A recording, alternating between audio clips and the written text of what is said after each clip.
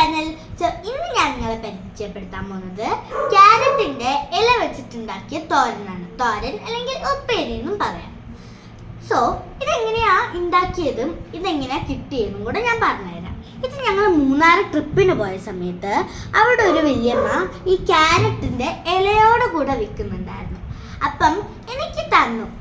അപ്പം ഞാനത് വീട്ടിലോട്ട് കൊണ്ടുവന്നു. എന്നിട്ട് അമ്മമ്മേനോട് ചോദിച്ചു, അമ്മമ്മ ഇതൊന്ന് കറി വെച്ച് തരുമോ? അമ്മമ്മ ഒന്ന് വെച്ച് തരാലോ, ഇത് തോരനായിട്ട് വെച്ച് തരാമെന്ന്. പക്ഷെ എനിക്കറിയില്ല ഇതെങ്ങനെയാ വെക്കണ്ടേന്ന്. നമുക്കത് അമ്മമ്മേനോട് തന്നെ ചോദിച്ചേക്കാം. ഇതെങ്ങനെയാ അമ്മമ്മ വെക്കണ്ടേ?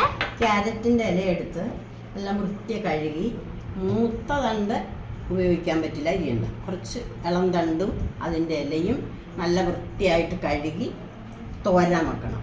വെള്ളമെല്ലാം പോയി കഴിഞ്ഞ് കത്തി കൊണ്ട് വൃത്തി അരിഞ്ഞ് ചീനിച്ചട്ടിയിലാക്കി കുറച്ച് ഉപ്പും കുറച്ച് ആവശ്യത്തിനുള്ള ഉപ്പ്, കുറച്ച് വെള്ളം ഒഴിച്ചിട്ട് അടുപ്പേ വെച്ച് ആവിയിൽ ഇത് അടച്ച് വേവിക്കുക.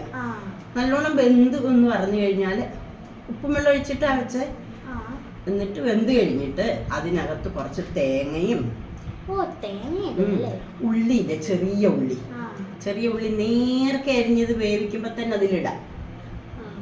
എന്നിട്ട് വെന്ത് കഴിയുമ്പോൾ തേങ്ങയും കുറച്ച് മുളക് പൊടി, മഞ്ഞപ്പൊടി, ഉപ്പ് പിന്നെ നമ്മൾ ചേർത്തിട്ടുണ്ടല്ലോ, അതും കൂടെ വേവുമ്പോൾ അതിലേക്ക് ഇടുക. ഇട്ടിട്ട് നല്ലവണ്ണം ഇളക്കി യോജിപ്പിക്കണം. എല്ലാം കൂടെ കുഴഞ്ഞു പോയിക്കൂടാ, കുറച്ചേ വെള്ളം ഒഴിച്ചു വിടും.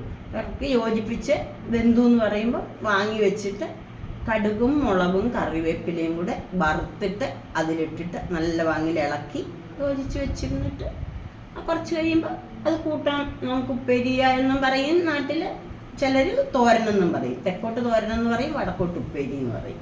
അത് രണ്ടു പേരും പറയാവുന്നതാണ്. വെച്ചിട്ട് കൂട്ടുക. ഭയങ്കര ടേസ്റ്റാ. ടേസ്റ്റ് ചെയ്ത് നോക്കിക്കോ. സൂപ്പർ ആയിട്ടുണ്ട്. ഞാൻ ഇത് പരിചയപ്പെടുത്താൻ കാരണമേ ഇത് ഭൂരിഭാഗം ആൾക്കാർക്കും ഇതെന്താണെന്നും ഇതെങ്ങനെ ഉണ്ടാക്കുന്നതെന്നും അറിയില്ല. കുറച്ച് ആൾക്കാർക്ക് ഇതിനെ പറ്റി അറിയുള്ളൂ. അവർക്ക് വേണ്ടിയാണ് ഞാൻ ഈ വീഡിയോ പ്രിപ്പയർ ചെയ്തത്. അടുത്ത വീഡിയോക്ക് താഴെ കമന്റ് ചെയ്യുക. വീഡിയോ ലൈക്ക് ചെയ്യുക, ഷെയർ ചെയ്യുക, സബ്സ്ക്രൈബ് ചെയ്യുക.